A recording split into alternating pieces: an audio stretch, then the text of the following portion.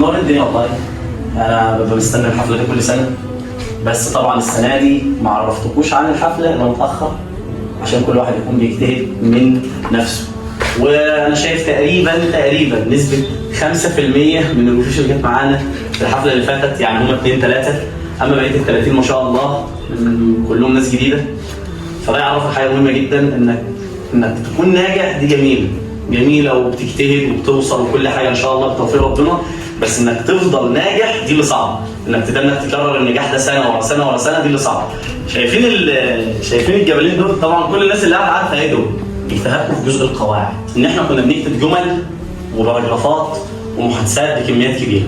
في رايك ايه هو النجاح؟ يعني عشان تكون ناجح لازم تعمل ايه؟ هو انك علشان تنجح لازم تكون انسان بتعرف تمشي على روتين.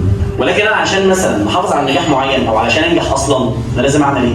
لازم ان انا اجيب حاجه معينه واكررها مره واثنين وثلاثه. ندي مثال، لو انا داخل الجيم، هل من اول مره هشيل 30 كيلو؟ لا، بشيل 2 كيلو، ومع تكرار يوم ورا يوم ورا يوم ورا يوم ورا يوم لحد سنه واثنين وثلاثه بتوصل في مرحله ما انك بتشيل ال 30 ولا 40 ولا 50 كيلو.